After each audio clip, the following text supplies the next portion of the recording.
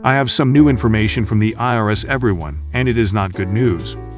30 million Americans that receive Social Security and other government benefits still have not received their $1,403 stimulus checks. This is horrible. All of this makes no sense. Why isn't the IRS making SSI, SSDI, VA, railroad retirement, and survivor beneficiaries their top priority? They need to get these stimulus payments out to Americans now. So many of you have been waiting months for this third stimulus check. I noticed that there is still a large amount of you in the comment section below that have not received a stimulus check. I will always be here to help guide you through this, so please subscribe if you want the latest stimulus news and updates.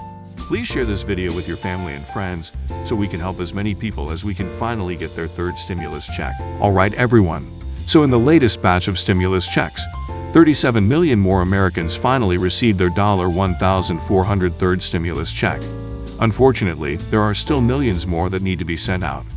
According to the IRS, a total number of 127 million checks have been sent out since President Joe Biden signed the $1.9 trillion American Rescue Plan into law on March 17. On day that the second batch of payments were sent out, the IRS said in a statement, "The payments announced today primarily were sent to eligible taxpayers who filed 2019 or 2020 returns. People who don't typically file a return but who successfully used the non-filers tool on irs.gov last year were sent payments in this batch." It sounds like the IRS is prioritizing eligible taxpayers first. So will you still get your third stimulus check if you haven't filed taxes yet? Well, many non-filers who got the second stimulus check will likely get a third stimulus check. For the third round of payments, you shouldn't need to take an additional step to receive your money if you're part of a federal program like SSDI or SSI, because these should be issued automatically. For non-filers, the IRS will use 2019 records to account for payments, including anyone who used the IRS non-filer tool to claim a first or second stimulus check. Apart from confirming that third stimulus check payments will be automatic, the IRS hasn't said yet when payments for non-filers will come out. SSDI and SSI recipients may receive their stimulus money as they do their usual benefits. But the IRS has been sending out more and more paper checks in the mail to Americans that have their banking information on file, which is complete nonsense. If someone has their banking information on file, the agency should direct deposit the money in their bank accounts. It would be much easier and Americans would receive their money much quicker. If the IRS mails you your stimulus check, it could take up to 4 weeks for your payment to arrive in the mail. That is ridiculous. Now here is some more bad news, everyone. Direct Express is now playing an automated recording whenever people call their customer support. The recording states that it will take several weeks for the third stimulus checks to be available to cardholders. This is seriously crazy. Direct Express cardholders should have received their checks on March 17th, when Biden signed the bill into law. You all need your checks today, not tomorrow. I am sorry if you have not received your stimulus check yet. All we can do right now is just try to be patient. There is also a possibility that your stimulus check has already been garnished for unpaid debts. The third round of stimulus checks cannot be garnished to pay back taxes, child support, or outstanding student loans. But unlike the $600 stimulus checks that was passed in December, third stimulus checks are not protected from debt collectors to pay for past due credit card debt or medical costs, provided there's a judgment against you first. Experts say the debt collectors can take it, they can garnish it. Your bank can kind of take parts away from it to pay for fees if you have an overdrawn account or something like that. Private debt collectors are probably a little more likely to be aggressive about taking your stimulus payments. Experts say the debt collectors can take it, they can garnish it. Your bank can kind of take parts away from it to pay for fees if you have an overdrawn account or something like that.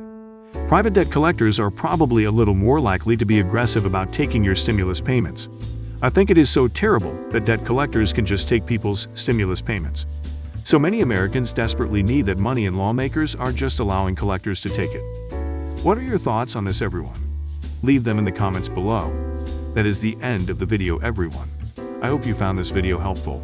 Make sure to enter the $50 Amazon gift card giveaway by subscribing to my channel, liking this video, and commenting below. Travel will look like this summer. And then there's this ship stuck in the Suez Canal. Has the U.S. offered to help or provide any kind of assistance to resolve the problem? We are tracking the situation very closely. We understand that Egyptian officials are working to remove the tanker as soon as possible and continue traffic. As part of our active, diplomatic dialogue with Egypt, we've offered U.S. assistance to Egyptian authorities to help reopen the canal. We are consulting with our Egyptian partners about how we can best support their efforts. So those conversations are ongoing, and hopefully we'll have more to say about that soon. Go ahead, Steve. Thank you. We heard what the president said yesterday about Afghanistan. When do you think he will formally postpone the May 1 withdrawal date? First let me convey the president has not made a decision at this point. As he said yesterday, it would be tough to meet the May 1st deadline for full withdrawal for logistical reasons. That's consistent with what Secretary of State Tony Blinken also said in Brussels earlier this week. Any withdrawal plan will be informed by consultation with key leaders within the administration and the thinking of our partners and allies, which is, of course, what our Secretary of State is working on doing. Our commitment is to bringing a responsible end to the conflict, removing our troops from harm's way, ensuring that Afghanistan can never again become a haven for terrorists that would threaten the United States or any of our allies. But right now, we're consulting with our allies and partners, and the president has not yet made a decision. When do you think he will decide, Jen? Is it imminent, or? Obviously, May 1st is coming soon, but I don't have any timeline on when his decision will be made. And separately, on North Korea, when do you expect your review of that policy to be completed? We are in the final stages of our intensive multi-stakeholder North Korea policy review. We're, of course, discussing our review with national security advisors of South Korea and Japan at our trilateral dialogue coming up next week, and those consultations are an important part of our review process. Go ahead. Thanks, Jen. First, I want to follow on the Suez. How concerned is the U.S. about the blockage and its effect on global commerce, trade, goods getting to the U.S. and other places?